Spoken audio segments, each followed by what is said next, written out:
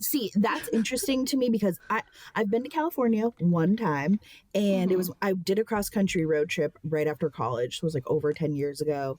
But I wasn't actually in LA. I stayed with a friend that was in like Oxnard. Oh, yeah, not far. So it was really interesting, but now in like the Bravo context, you really do think of it when you think of like Lisa Vanderpump's restaurants and as a viewer so far away in Maine, you're like, oh, it just looks so like lavish, and I can't explain it. But then you see like real life parts of it, and you're like, oh, even Real Housewives of Salt Lake City, like seeing Beauty Lab and Laser, like Heather Gay's business. It's always just kind of like putting it into real context. It's like interesting. Oh, it's a parking lot. No, I always feel the same way. And because when I moved to LA, it was during kind of those early seasons of Vanderpump Rules, and I wasn't watching the show, somewhat aware of it, but now it's so interesting to like there's this restaurant they would go to a lot in like the first couple seasons where they would sit outdoors and have wine. It was right by my old apartment. I'm like, that's where you were going? I thought that place looked so nice. And it's like this, it was known for having cheap sangria. So of course they would go there. Yes. I love that. I love that. Even last season of Vanderpump, or 2 seasons ago, let me add. So during the Scandival season, that apartment Raquel had that studio in, I know exactly where that is. That is down the street from me. And so I was so excited during that. Yeah. But this was a long intro. So welcome, Christina, to the Real House guest. You're my first. I'm touching the table. I'm not supposed to touch the table. Okay. But you're my first house guest who's never been to North Hollywood. Okay. I'm honored. I'm so honored. Yeah. So hopefully more to come. And then hopefully you'll come to North Hollywood one day. Well, that's what I would love to do. And also Charleston, South Carolina, because I watch obviously a lot of Southern hospitality, Southern charm. And I've been inspired by another TikToker named Josh. Yes. And he, I think, is in Charleston right now.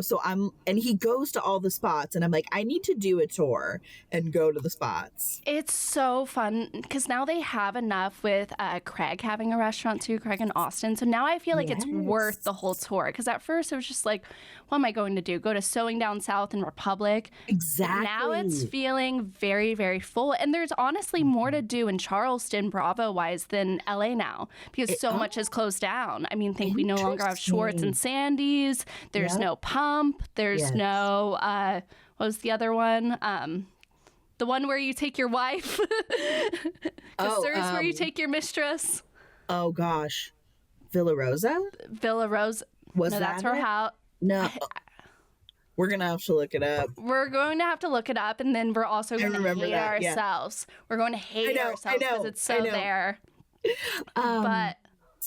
And you know who else is really great on TikTok is this girl named Shannon, because she lives right in Charleston. So like you, I love her perspective of a local that just is like, oh yeah. And I'll ask her questions.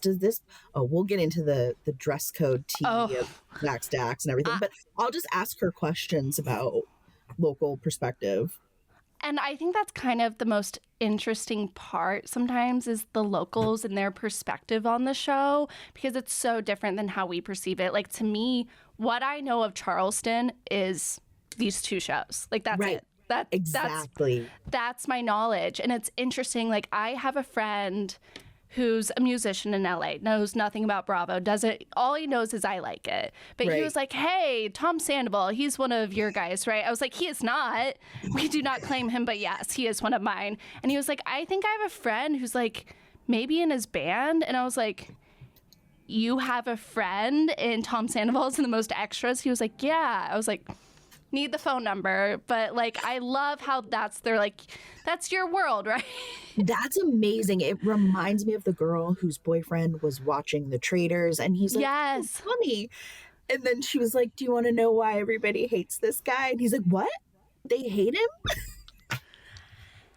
And That I was a trip love in that. itself. Yeah. That was a trip in itself. So when did you like start watching Bravo, making content about Bravo? Okay, great question. I like kind of grew up on reality TV a little bit, starting with like MTV's The Real World. Same. And my mom and my sister kind of always just had Bravo on. And my sister's just a couple years younger than me. So she's the one that's always like, you should be watching this show. It's pretty good. Or she's also the one that I have to credit with getting me onto TikTok because she would be like, you would be pretty good at this. I think you should try it. And I would always be like, no, I don't have time. I don't need another thing. And eventually I just got on it probably a couple years ago and I loved it, loved it. And so then my first viral video actually was about Chris Farley. Um, and it was kind of Interesting. because like I kind of was into like true crime a little bit and storytelling and history. So I told the story of when he passed away and kind of like his last days kind of on a bender partying and Mm-hmm. I it went viral and it was one of my best videos. But the thing was, I don't really watch Saturday Night Live too much, and I didn't live in that world, so I kept trying Mm-hmm. to like run off of that momentum of the great Chris Farley video. And it, I did a little series about him for a little while, and it went well, but then, speaking of other TikTokers, the person that really inspired me to switch to Bravo content was Kate Riccio because Mm-hmm. she was just like, I watch these shows and I take notes. And I was like, I kind of do that too. And I don't really have anybody to talk about it with other than my sister. Yeah. So I started making videos and just like, actually, one of my first viral Bravo videos was talking about Southern charm and kind of like the plantations that they would party on. And I That's how I actually did found you. oh my God, that makes me so Yeah. happy. Yeah. It was Because definitely that one.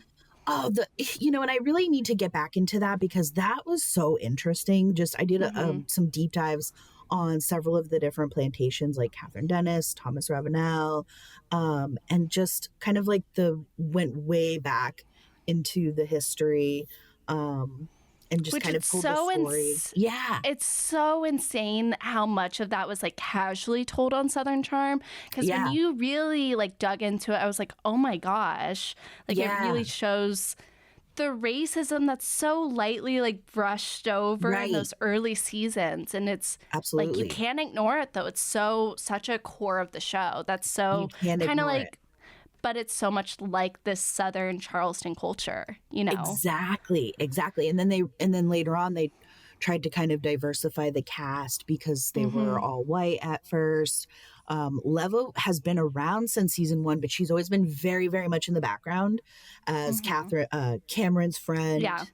Um, so that was kind of where I really got into doing Bravo content, and now I do a lot of just recaps on each episode. Mm-hmm. I talk about Housewives and Below Deck. Do you watch Below Deck at all? I Are go you in into and that? out. That's Yeah. actually was how I got into Bravo was Below Oh, Deck.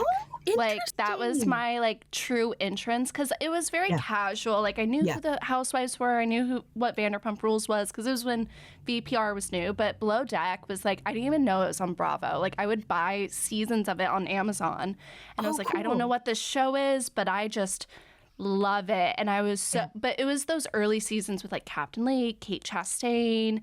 So And good. then now there's so many. And Mm. then I think all of us sometimes can get overwhelmed, Oh, especially yeah. like Thursday nights. I'm like, I have Traitors, Southern Hospitality, Yeah. Southern Charm. Like, it's so much. So I go in Yeah. and out. But I want to get back in this new season because are you It's not watching? bad. It's not bad. It's pretty good. The last one was tough, but like you said, it's almost like they did a little too much. Like Mm-hmm. it was Below Deck all the time. Sometimes they would have more than one franchise airing at once. It got a little too much. Like they almost burned us out on it. But I do still love it. I watch every episode. And this season's been interesting so far because it's a little bit different in some Mm-hmm. ways than other seasons. So Yeah. anyways. Yeah. I think Below Deck's interesting because it's the one men always like. For Yes, some it's reason. actually, it's funny because my brother likes that one. He calls it the boat show. He's like, Yeah. if when I go visit him, he lives in Texas, so it kind of like is a middle ground for us. Because I'm like, I want to watch Housewives, and he'll be like, put on the boat show, and so I can do the boat show. Yeah. It's more casual, but I Yeah. do feel like I've noticed I've been telling men in my life that I know would like Bravo, but there's too much misogyny in their brain. Yes. I'm like, Southern Charm, Southern Charm, Southern Charm, because to them that's also like a man show because it Right. is pretty Right. much a man show. Yes. with Whitney out there. Yes. So should we just like start talking about Southern hospitality? Because Let's do it up. wow. I'm so mad that we had to digest the reunion and the finale all at once. I'm so glad you said that because it was too much. I was like, too much. whoa, hold on. And they crammed the reunion into one. We definitely needed 2 parts at least. We needed 2 parts. Hopefully they'll never do it again. They'll give them a Yes. set. They'll give them their own time slot. Yes. And I know it's probably just like they need to introduce the Valley or some other show, whatever. Probably right. But it was too much. And the season could have been longer. This was a agree. short season again. Yeah, it came to an end and I was like, wait a minute. Because even last week's episode, before it ended, I was like, wait, this is giving the episode before the season finale. And then it ended. And it was just, there was a lot, especially because Will dropped that bombshell. So it stirred up all of this stuff from last season. And this group is messy. They're so messy. I mean, it really much. Okay, so the episode opened with Emmy just doing all the prep for prom, being a girly girl, all the girls shopping. I kind of hated when Lake and Molly did the bitch stole my look gag. It was a little too produced for me, like when they were shopping. Yes. But then we see Michael's. I love him. Him like asking Preston to prom. Like truly, just Michael's. I have nothing but love, honestly. Like his whole season was just so, it came off so genuine, and then his reunion, just sharing his story. Like I just nothing but love. Just break out Bravo star right there, and I really cannot wait for more. Yeah. And he's so young. He is a little baby, but he's still so vulnerable, which we need. We need on these shows. Like, we need them young. Like, VPR, like, I didn't realize how old some of them were. I thought they were, like, all 22, 23. Like, Stassi, I'm like, Kristen, you were 29 years old or whatever. It's true. There is a little age gap with some of them where they're very young on Southern Hospitality. I don't know if you caught it when... Sorry, I didn't mean to cut you off. No, go ahead. I don't know if you caught it when Michaels was asking... I'm sorry, what's his partner's name? Preston? Preston. Yeah. Michaels was asking Preston to the prom. And then I think they were at the prom having the conversation like, you know, I don't want to see anybody else. I really like you. And Preston said something like, there is a little bit of it. There is an age gap between us. And they popped up the ages and Preston was 26 and Michaels, I think is 21 or 22. And so it was cute because in a way, that's not an age gap at all. I know. But also, he followed it up by saying, I've had, you know, my experiences as a gay man. I want you to be able to have those as well. And Michaels was like, well, I really just want to have all of those experiences with you. I was like, so sweet. I love you guys. And that was really cute. You can tell he's someone who's always been so mature for his age. And that way. Yeah, he's very, but there is something too when you haven't been with another person of you that, you know, it's not immaturity, it's just kind of naiveness, but it also just makes me like watery eyes over Michael because I'm just like, we're going to maybe get to see him in his first real relationship next season, like falling, because this was very light, but like to really see that and then to see him be like a boss, you know, I was saying last week, I was like, Southern Charm tries so hard to be diverse and like have more queer people on the show, have more people of color, and it's so not authentic to that show. It's just so natural on the show. Like it's like they weren't looking for someone that's like queer, person of color, or maybe they were, but he feels just like a natural fit with all of them. I think that's well said. I absolutely agree. It feels very forced on Southern Charm, and it's a tough subject because they brought on more diverse characters. I think around Mm-hmm. like season 7, they brought on Vanita and Leva and a few other The people. 2020 season, right? Exactly, and that was the time. It was just kind of, I think the Black Lives Matter movement was really prominent, and so I think it just felt like a response to the political Mm-hmm. climate rather than an authentic showing of a diverse group of people. Is kind of Yeah. how I felt. And then before, I don't want to get too far ahead of the conversation, but a lot of Leva's performance in that season has felt like performative to me. I just made a TikTok video talking about this, but because of everything, her response to everything happening now, it just makes me think of how she handled some of the things in that season were Especially with not, yeah, Catherine. Because exactly. she kept saying to Catherine, you need to listen, Catherine. You need to, just because your intentions aren't to be racist doesn't mean they aren't racist. And I'm sorry, but having a black partner does not abdicate you from ever being racist or doing something racist. Yeah. And just to speak on Bravo, it's like this week, and we'll talk about it, but it's just been like the white privilege, man. Yeah. And it's an overall big issue on the network because there is a lot of like they try to bring in people of color and it doesn't work for certain shows. And then they have, but some of the most successful shows on Bravo are the mostly black cast. And it's like kind of crazy to me that when I talk to like some people that review like all the Bravo shows, but they're like, but I don't watch Potomac or Atlanta. I'm like, why? Right. Why? And I get it. I didn't watch Potomac this season because it was bad. But Yeah. like, also I've seen all the good seasons, and I know, or they're like not watch. They'll obsessed with Summer House, but they wouldn't watch Martha's Vineyard. I'm like, Well, and that's the thing. They had Summer House, Martha's Vineyard, and then they had Southern Charm, New Orleans. New Orleans, and that was maybe Yeah. 1 or 2 seasons. So they're not really giving them the chance that they deserve. And I think it's just something that as a viewer, we've all kind of noticed and are thinking about as these things are kind of coming to the surface. Um, And yeah. there's no answers, and we're two white girls just being like, huh, Right, exactly. huh. But it's something I'm noticing because then Yeah. stars we love and are so popular are doing very problematic things.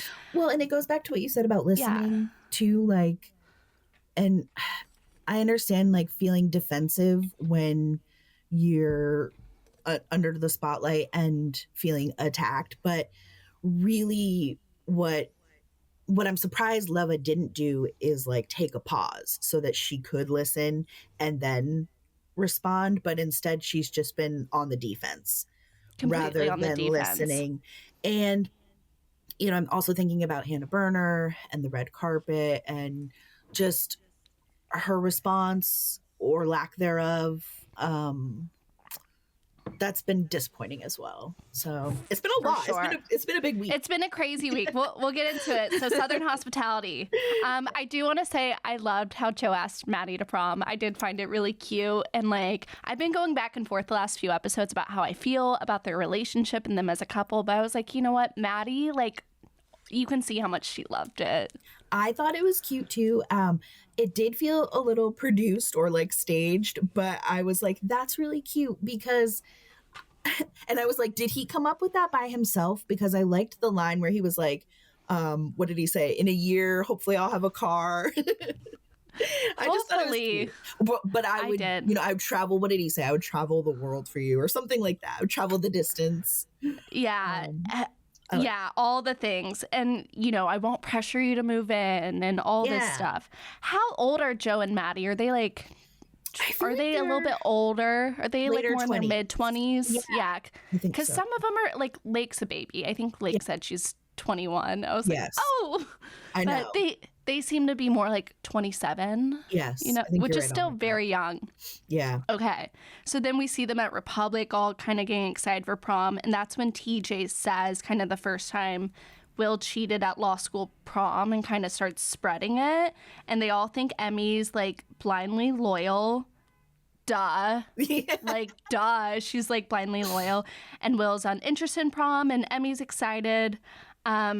Yeah, like none of this was news to us as viewers. We all knew that he cheated on her at law school prom, but I love TJ. Like, he's like a ticking time clock, and like a bomb about to like explode this whole episode, and it's just like little bits.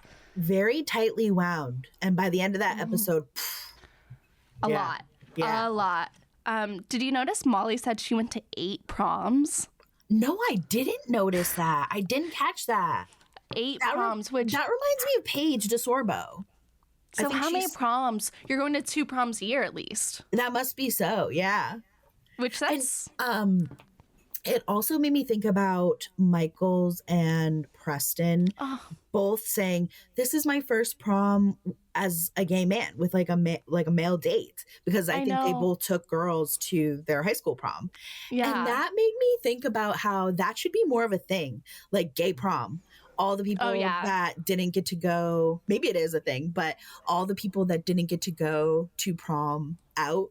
And so like maybe Republic could be the place for gay prom or something like that. I would love that. And there's something too, when you're like 17 years old, nobody knows who they are, you know? And like even the people who know they are, they're like ostracized for it even. So it's not even the same prom experience you would get as an adult. Like my senior prom, I went and like, it was not a prom dress. I looked like I was I wanted to go be in Ladue in LA because I was so obsessed with the LA club life. So I literally dressed like that.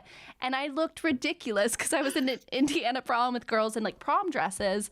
But I loved how I looked, but I hated the experience of prom because of it. But I'm like, I loved how I looked. If you clip this for TikTok, you've got to put up a picture of a throwback picture. It was very I'm dying to see what you looked like at the prom. It was very much, and I went with my best friend, of course. That's awesome. Yeah, she shaved her head the day before prom, and she wore this like tutu almost, because we didn't buy new dresses or anything. She wore a tutu, so she looked like my fairy godmother the whole night. That's amazing. I actually, okay, so I went to prom my sophomore year with my boyfriend, who is now married to a man. And so I have that experience of dating a gay guy who was in the closet. And to be honest, like looking back, almost 20 years later, the signs were there, like, you know, like, it's one of those things you kind of knew deep down, but like, just, we were so young. We were literally kids. We're still Facebook friends to this day, like nothing but love there. So, but it's cool when people can finally be who they are. And you feel that way watching these shows too, like watching people come into themselves. You're like, it's like watching the best way to describe my parasocial relationship with Bravo celebrities is my parasocial relationship with people I went to high school with. Yeah. Because it is kind of similar. You're like watching people grow up. You're like, there you go. I love that. Okay, so Bradley hangs out with Mia and TJ where they get ready for prom and says Ella's not really on the show, right? This VIP server. So she works in the law and knows there's a girl at law school and essentially says Will has a girlfriend that was living with him. And everyone kind of finds out throughout the night. Do you think, I kind of think there has to be where there's smoke, there's fire. There's too much there for it to not be true. My head is like spinning because of like the reunion. It's almost like not fair that they did this to us in a way. I kind of love it, kind of don't love it, because it's like we need to process the one episode, but now we have all the new information that's come out at the reunion. Here's what I'll say. I definitely think where there's smoke, there is fire. I don't think Will is innocent at all. And it's crazy. The whole season has been crazy. It's also been a lot, because one thing I did want to talk about is how Emmy did kind of say a couple of times, like, why is everybody around us? And she also said, like, the only time we're talking about it is when everybody's around us. And so I get that. And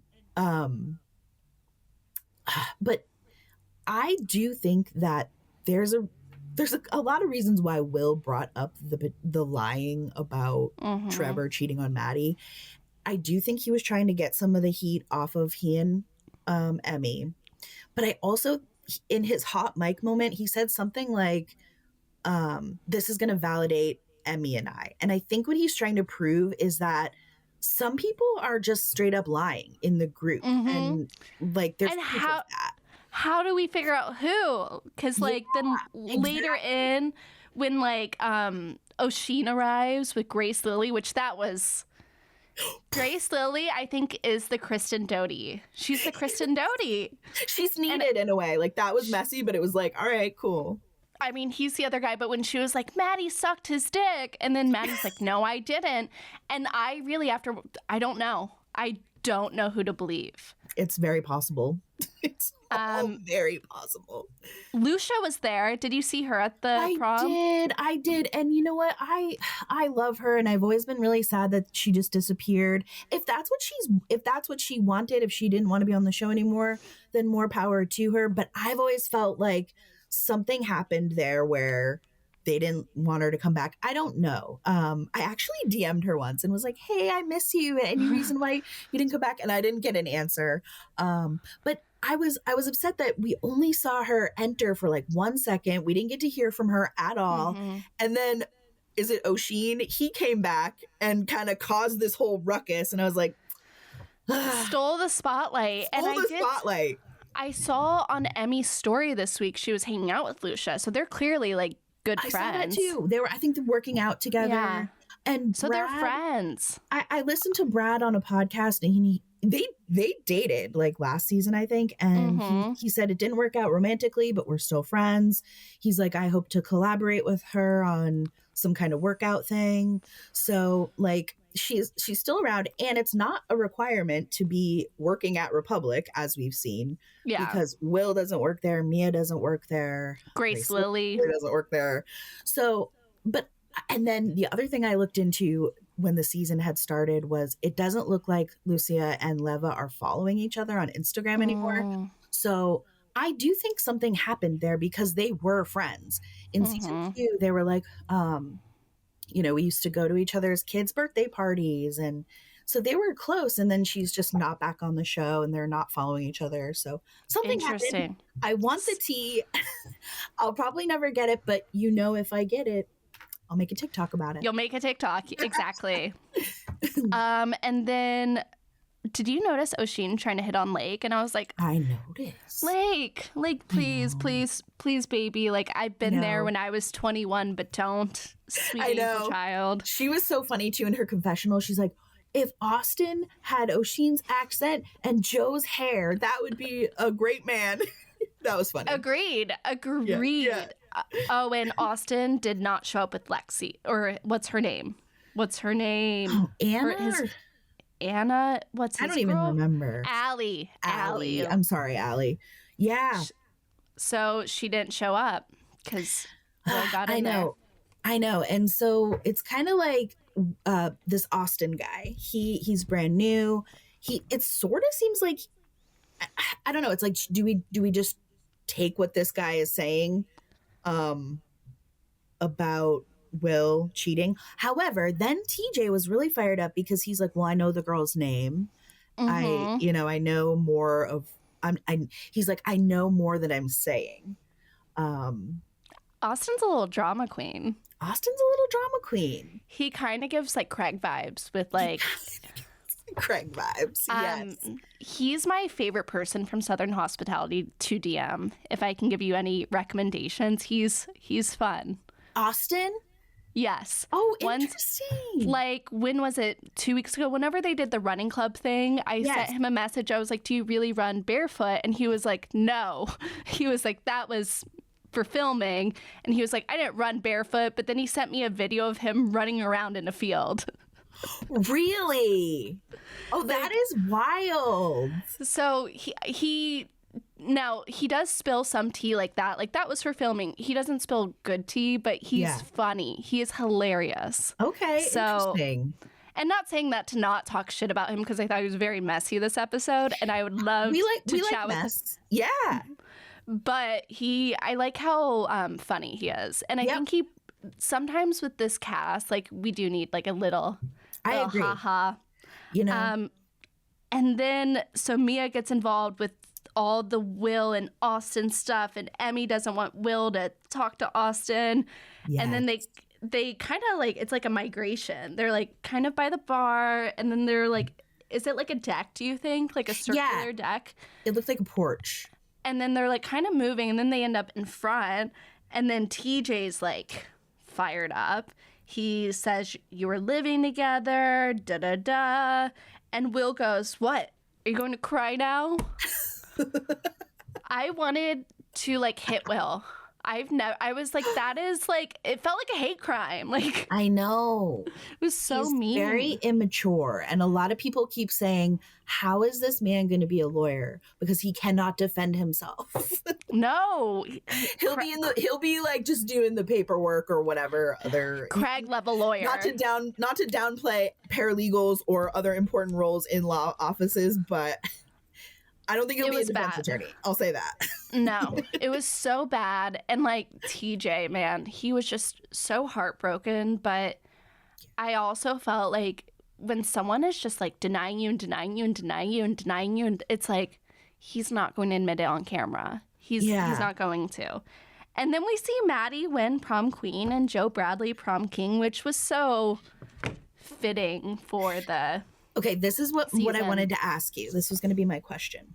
Okay, other than Joe and Maddie, who would you have voted king and queen? If you Michaels as king and Lake as queen, I think, for me. Okay, I love that. I love that. And I was also going to do Michaels as king. And then I think I was on the fence about this. I thought it would have been cool to give it to Michaels and Preston, his date, and just give them that experience. Yeah. But also, if I had to pick one of the females, I think maybe Mia, just because she does give that like queen boss energy. And she didn't win queen. Give her the crown. Like, so I do think it's very fitting that Joe and Maddie got it, but I was also like, who else would I have given it to? Mia's so beautiful. She's one of those people I could just look at her. Someone said she has that like J-Lo glow, which I actually saw J-Lo in person for the first time like a couple months ago. I was at like a pottery painting place, and I was like looking up and I'm like staring at this woman. I'm like, she looks just like J-Lo. And my friend's like, Carson, quit staring, that's J-Lo. And I'm like, no, it's not. Because like there's no security. We're just like at a place in the valley. I'm like, why would she be here? And then I'm like kind of getting closer, being a little weird. I'm like, oh, fuck, that is J-Lo. And it's just like I saw a real life doll. Like some people are just so pretty. Wow. That is so cool. Especially just like you said, there was nobody around. It was so casual. I don't know if I'd be able to live in LA because I would always be like, That doesn't really happen a lot. Like people think like it happens a lot, but I've lived here over 10 years, and that was my first time seeing a true like A-lister in the wild. Yeah. But I didn't even believe it just because I'm like, she wouldn't be here. Like we're in Studio City. We're by Jax's bar. Like why would J-Lo have anything to do out here? I don't know if you posted about that on your Instagram story, but I feel like I remember seeing you, maybe, it was either you or like Lake and Michaels at the pottery painting place on the episode that I'm confusing it with. Love that moment too with them. And I love Lake and Michaels as like a duo because they're kind of like the young new people in like, you know how like originally Southern Charm was like, what is the new Charleston? Yes. And like they are the new Charleston. Like they're that's babies. a good way to put it. I love that. So before we talk about the reunion, let's just talk about kind of like all the gossip of the week. I know we've been kind of hinting. Did you watch Traitors? Are you caught up? Okay, let me say this. I have been watching Traitors all along. I was kind of disappointed because it's always a battle to fight spoilers. And I'm like, I don't know why I care so much, but I don't want the episode spoiled for me. And I logged into TikTok. I was at work on Friday. It was really busy for me on Friday. So I think it was like page 6 celebrity tea or whatever. They spoiled it. Like no warning, just put it out there. So I was like, so I haven't even watched it yet, to be honest. Because I was But like, you know what happens. Yeah. yeah. However, someone said I should still watch it just because there's like a twist or whatever. Or not a twist, but yeah. There's a good twist, but I don't know. The reunion this year was better though than last year. Like last year I was like, why are we doing a reunion? Like these people can't do a reunion, but I'm a big Ion fan, and I thought she was so funny in the reunion. Love her. I want more of her. Okay. I don't think I finished season 2 of Dubai, but I want. I don't think I did either. Me too. I think we can find a way to move her to another show. She's great. She's so funny. I saw an interview of her talking about Traitors, and she was like, I was talking to Ivar, and I'm getting back Africa's artifacts. I love She was her. like, I figured out, she was like, I was really getting close with him to rob the royal family. She's so funny. And honestly, I want to see, because she is cousins with Uba Hassan from Housewives of New York. And I just want, not necessarily a whole show. I don't know how that would work, but I just want to see them together in some capacity. A special, I think they would maybe? Yeah, I just think they would be a road trip show with them, like a crappy lake with them two would be hilarious. Something, yes. I just think I would love it. Hannah Berner, the Meg Thee Stallion at the Oscars, we kind of talked about it. Super disappointing. I tried to listen to the Giggly Squad before, and they kind of read the apology like an ad. Oh, it was awful. It was really bad. It was shockingly bad. Yeah. You have. Oh, go ahead. No, go ahead. Well, it's like you have a whole platform, you have a whole podcast, and you're not going to talk about it in an authentic way. You're going to read from a script. I will say this, not to defend Hannah, but I do try to humanize things and, kind of consider all aspects of behind the scenes things we don't know. I am wondering if she has strings attached as far as like Vanity Fair and X, Y, and Z. Like maybe they were like, nope, we don't want you talking about this. We want you to read a statement and that's it. Like, I don't know. Yeah, no, those things could definitely be at play. I think it's a good... Giggly Squad has gotten so big the last year. Like people, I didn't realize how many people outside of Bravo like it. Like I thought it was like a Bravo thing, and it's not actually. Like, I actually told someone recently, like, no, Paige is on Summer House. That's on Bravo, and they were like, what? Huh? Isn't that wild? And it is really, really wild, but they do have a lot, predominantly like white girls follow them. So this was their first confrontation into their privilege. We'll see. Like I was saying, I'm still probably going to want to listen to their pod occasionally, but I won't be buying tickets. Yeah. Yeah, I'm a little disappointed. I am too. Actually, I'm a lot disappointed. I'm a lot disappointed. I have a lot to say about it, but it's like one of those things. How does it live? And it's the same shit with Leva. Let's talk about the Leva. So explain it to the people who don't know, like Zachary's daiquiri, like everything. Okay, just so like give us the version. Yeah, she's a business owner, as we see on the show. She owns multiple restaurants around Charleston. Zach Stacks is a brand new, it looks like a daiquiri bar, but they also have like a small food menu, and they had like a grand opening ahead of the opening to the public. So they had invited several influencers and people around Charleston to come and experience it. A woman was outside, I think on the patio or whatever, and she saw the line building up for the general public to come in at 8:00, which is when the dress code is enforced. And so the girl sitting at the table, she's a TikToker. I think her name is Sarah. She witnessed one of the employees of Zach Stacks kind of coming out to the line and saying, there's a new dress code in effect. And she got the impression that a group of Black men were being targeted based on what they were wearing, because exactly what they were wearing was being described. No Jordans, no ripped jeans. And so she said a lot of people left the line. She also got up and left. And then it seems like she immediately sent an email to Leva, because she posted a screenshot of the email and the timestamp. So she kind of left. She didn't email Leva directly, but she emailed the business. I'm assuming she was in contact with them in the first place as an influencer going to this event. Mm-hmm. So she just kind of detailed what she had witnessed. It didn't seem hostile to me at all. She just said, "Can you explain this? This is what I saw." And she said the response was that she got blocked, and there was no response. And so she went on her TikTok and shared her experience. And then from there, Leva did not handle her response. I think, and that's where the issue is, in the words of JT from Southern Charm. It's flaming the whole thing Mm-hmm. because I think people are disappointed. It like Sarah, the girl who was involved in the original incident, she said, all I was hoping to hear was that doesn't reflect us as a business. I'm going to look into it.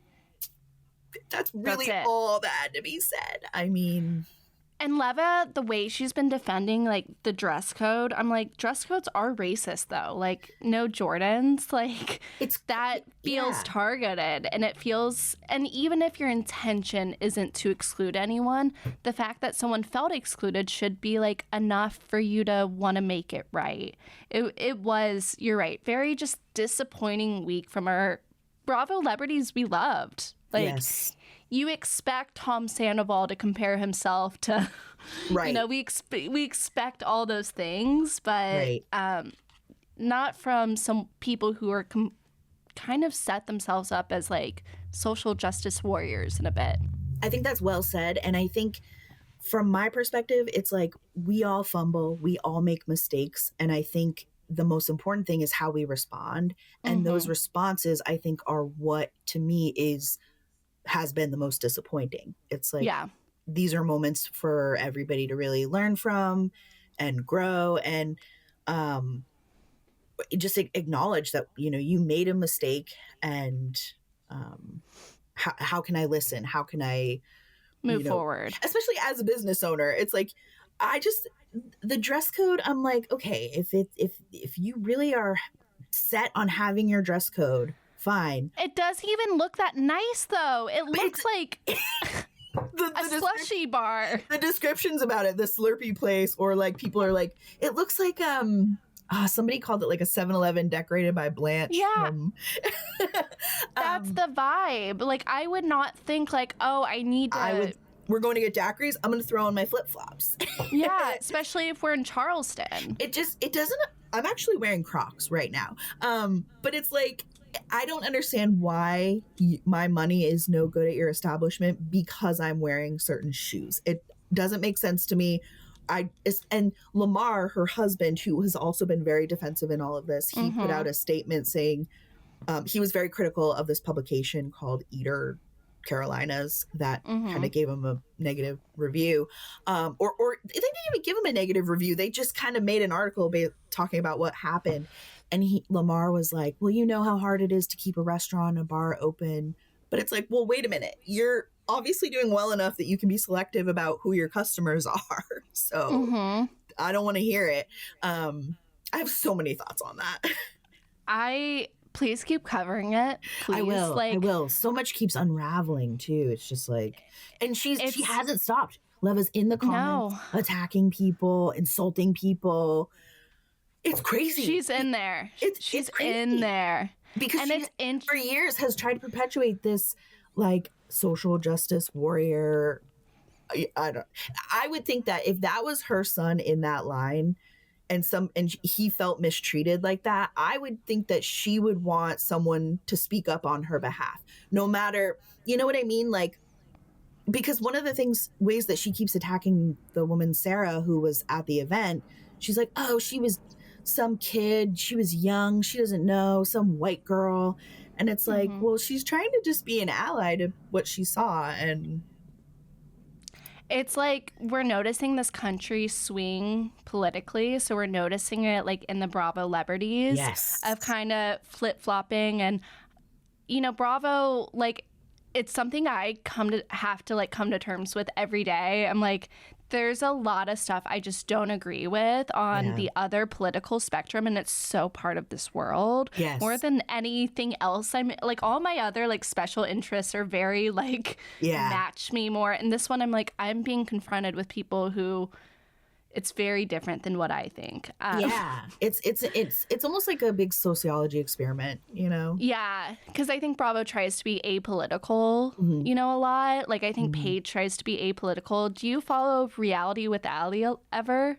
She's a Oh, yes, TikToker yes, who breaks down Bravo celebrities' possible political yes. leanings, and I love her. And she gets attacked though. People are like, she's awful. This is supposed to be about fun and not politics. But I'm like, I'm still going to watch the shows, but I'm not going to buy products from certain people. Like, I'm Right. not itching for a Vicky Gombelson life insurance policy, you know? Yeah, it's kind of just part of it all too, to just speculate on the behind the scenes, what we don't see them talk about on the show. I do it in all aspects of it. Like, Allie, she says she's pretty sure Craig is MAGA, which at first I was shocked by, but now I'm like, actually, I'm adding things up. Yes. It makes sense. You look at things It actually differently. makes sense. Yeah. Okay, before we talk about the reunion, one happy news is Monica Garcia's pregnant. I did see that. I was very happy to see that. I don't know Yeah. why. I know she lost a child about a year ago, so it's a rainbow baby, and I'm just like, Yeah. I love Monica. I know she'll never Yeah. come back, but Yeah. she would be great on Traitors. They should bring her on Traitors. And it's true. I feel bad because, like, at first when this season of Salt Lake City started, I was like, they should have brought Monica back. I'm going to be watching her social media so closely. And then the season was so fire. I will say I did kind of forget about Monica a little bit. Yeah. But the pregnancy announcement, like, put her back on my radar. And I was like, oh, I'm happy for her. At the beginning of the season, she was on social media, Yes. firing and firing and Yes. firing, and then it just slowly went away. And Yeah. then when they brought her up at the finale, she did have some things to say, of course. Yeah, of course. I saw that.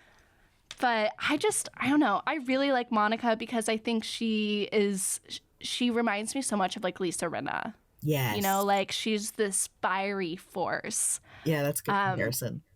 Okay, so for the reunion, I will say at least it wasn't 23 minutes. Because at first I thought it was going to be like the Watch What Happens Live 23 minutes. I was worried about that. Yeah. At least it was 54 minutes and uncensored. Yeah. Again, bottom barrel, we deserved more. Like, Yes. I saw the numbers for Southern Hospitality. It was one of the most watched shows this season. I'm surprised. I am very surprised. So Will went to New York and was there in the studio, but refused to appear. Andy calls out that Will's putting Emmy on an island, which Emmy says she sees that, but she doesn't see that, in my opinion. Like, I think she really thinks she's, like, out here fighting for her man. And I'm like, girl, you're looking stupid. I know. It's sad. And I loved when Joe Bradley was like, Emmy, you say that you're talking about Will's mental health. What about yours? And I thought that was a genuine statement from Joe. And it's very reflective, too, of Southern culture. I feel like the women there are so trained to, like, okay, get married by the time I'm 25, like, marry this guy and do this. And so your self-worth is so reflected in someone else. Yeah. And Emmy's definitely that girl, you know? She seems to be in the season 1, we get to meet her mom and, like, all of her sisters. Oh, yeah. And her mom seems very much to emulate that Southern belle, like, stand by your man kind of, I don't know. And yeah, it just sucks because I think Emmy almost could have a life outside of that, but I don't think she sees it for herself. Yeah. Because it's like she wanted that promotion last season and then kind of, like, didn't do it. I Like, know. It just kind of fell apart. I'm glad you mentioned that. This is why we needed a 2-part reunion. Like, that's actually a big thing. They kind of just copped out of it. Like, And then they bring up from last season, which is so interesting, the whole Trevor thing, you know, and how he didn't cheat on Maddie. And Will told her the night before, all that stuff. But again, it took up so much time that we couldn't even get into the other stuff. Andy almost seemed mad. Did you? He was kind of like, we have to talk about this season. Do you watch Jersey ever? Do you remember years ago? I'm thinking like season 3. They filmed the season 3 reunion while they were filming season 4. And so that reunion ended up being about the current thing they were filming because who didn't show up? someone didn't show up. So it was that type of thing. Yeah.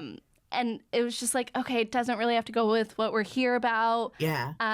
But Maddie's like so upset. She feels like she was gaslit. She said she felt like a bad person, which I'm like, no, girl, you would have broken up with him anyway. It was okay. And as much as I love this show, I absolutely love the show. I've actually went back and watched all of season 1, but the reunion was so chaotic for me. I kind of had a hard time following it all. I did too. It was why too short. did Maddie feel like such a bad person? She said something like, she's like, I feel so bad. And I was wondering if it had something to do. I don't know if you remember in season 2, there was like that staged phone call. Is that what she was talking about? Yes. I think it was. I'm going to have to go back and watch season 2 now. I guess I'll just rewatch the entire show. Austin calls out. So Brad says Sammy misled him. And I loved how Brad took accountability and apologized so properly. I was like, Brad just got a little hotter to me. I know. He had a good season. He did. Did you also see his post today? Yes. What did it say? Like, how to cheat on your girlfriend 101? Yeah. And he was outside Will's law school. Like pointing at the school. That was funny. And he's been in the comments a little bit. I've been seeing him like, how could you do that the night before the reunion? I'm sick. Like, just they're not friends anymore. Good. Yeah. I kind of love that for him because I never know how to feel about Brad. Like, he's one of those people who I'm like, do I love you? Do I hate you? Are you a villain? I've gone back and forth. Yeah. Which best Bravo celebrity, in my opinion. I like, know. You should really never know how to feel. And Brad, I'm like, okay, he's kind of on a winning streak, which makes me think next season he'll fall from grace. You're probably right. And it was interesting because Lake was like, you had a girlfriend. Sorry if that was on your list, but no, please. Like she was kind of like, what she was like, if you want me to get so for real. And then she said, you had a girlfriend at that point, and he was like, and then he kind of clarified, and he's like, we dated, but I think it didn't go anywhere. But so it's kind of like, was he hiding that during the season, or was he trying to do the Kyle? Because remember early Summer House when Kyle like didn't want Amanda to be his girlfriend, so he's like, I'm single, but then is still like not willing to commit, but wanting them at your house every night, right? Which I could see Brad being that guy. 1,000 times. I feel like Brad is probably that guy that just leads on these girls. And I was like, sorry, I'm on the show. I'm right, exactly. Now. I could see that. Brad says Joe had no involvement in the Trevor Sammy thing, which I'm like, thank God, because that would have. I think Maddie seems so emotional. I was like, this will break them up. This will break them up. The trust issues alone that she has now. I mean, and you could just tell she looked so puffy at the reunion. Like, she looked like she'd been crying a lot. I felt really bad for her. There's something, too, about the sober person on the show. So whether that's Carl or Maddie or Lala, they have a different perspective. And I do think things feel more intense because they're seeing everything without, the I'm glad you mentioned that. I'm really glad you mentioned that because I love that as much as we love the crazy partying drunkenness. I love the sober person on the show. I respect it. I think it's interesting to see how they navigate going kind of against the grain. So I'm so glad you mentioned that. And also like still going out. Like Maddie's a DJ. She is a DJ. That fascinates me. I'm like, how, like, and she's up there, like, Yeah. And she was really very closely linked with James Kennedy for a minute. And then that all happened. And now she seems to have severed her ties with him. Good. So sever those ties, girl. Yeah. She doesn't need him bigger anyways. and better. Yeah, no. Yeah, exactly. So they roll the tape on Joe and Maddie as a couple. And then they kind of move into Joe and TJ and kind of all the gay rumors and kind of what happened with them. Joe kind of accuses TJ of that TJ wants everyone to be single and miserable, which I felt like that was such a little jab, but kind of true. Yeah. Like there was a little tiny bit of truth with it, but I do think the way there was so much grayness in that conversation and putting that on such a Southern show, I really liked that. Yeah, that was such an interesting aspect of the season. TJ, he's another one that I go back and forth with. I'm like, do I like him? Is he a little snake? But I think that makes a great Bravo celebrity. I Yeah. think he moves the storylines along. He's really good. The conversation with him between he and Joe, I want your perspective on this. Like, did you pick up on okay, so as they started talking about it, Andy said something like, "Oh, I'm really glad you guys had that conversation. It must have been so hard for you." And then Andy said something like, "Especially you, Joe." And then it kind of felt like the conversation started swaying a little bit more towards like, TJ, how could you do that to Joe? And I clocked then that. TJ got really emotional and he was just like, why am I not allowed to share my experience about something that happened to me? So I don't know. I kind of want to go back and I definitely will go back and rewatch. I've only watched it one time, but I was just kind of surprised that Andy as a gay man took that angle, like kind of siding more with Joe, the straight guy. But yeah, I don't know. You I agree because I think Andy's had similar experiences. I just read his book last month, his first book, and he talks a lot about that. Do you ever listen to his radio show? And rarely, but I should. He has like all these people that he like is friends with people for life. Like his friends from college are still his friends now. Cool. And he talks a lot about his straight roommate Dave, and he calls him Straight Dave, and he calls into the radio show a lot. And they had a similar experience. So it did surprise me he sided so much, but I think he sees Joe as the moneymaker on the show. I think you're right. Yeah. I think Andy's, end of the day, a capitalist and wants to make the money. Another thing, though, I loved in this moment was Grace Lilly being like, I've sister girls. I understand it. And I'm like, Grace Lilly, shut up. And then she turned around and hit her vape. I missed that. What? Grace Lilly is vaping the entire time. Watch her every time she'll go. I love that. I love that. I somehow missed that. Kristen Doty energy. I loved that.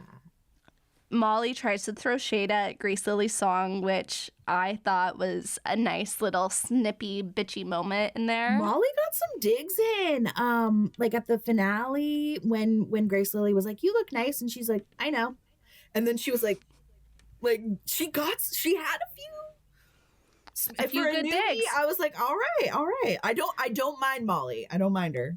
I don't mind her at all.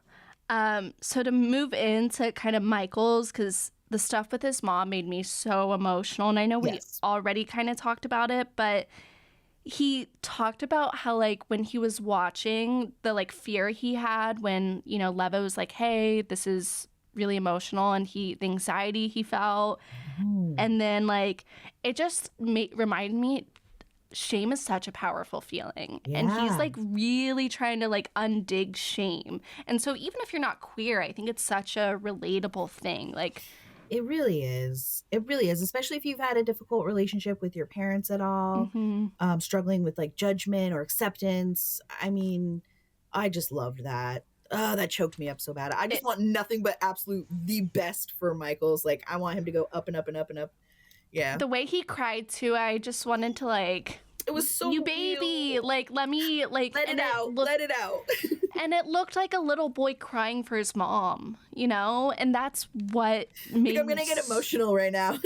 I just saw so many of like boys I knew growing up. Last thing I really want to get into is like Andy asked Emmy why it was wrong for people to sit her down and tell her, and she basically defends it by saying, no one said it before. It was only when we were filming. Mia wasn't close enough to me. TJ did, like, she had kind of like a defense of why everyone did it was wrong.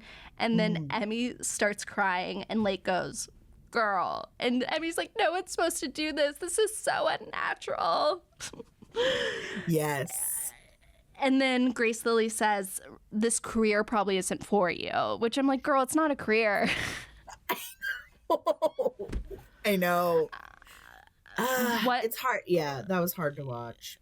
her. It was really, really hard to watch because, again, she's not a good lawyer either. I think she kind of ran out of things and then has that defense of like, this isn't going my way, so let me cry, you know? Girl, and she, you know what? Like, I don't want to sound like petty, like it's for us, because I know it's her life, but like, could you imagine the moment she could have breaking up with that man and just being like, you know, I'm going to have a season with single me, getting my life back on track, like finding myself.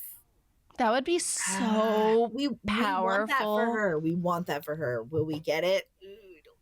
Will they be back next season?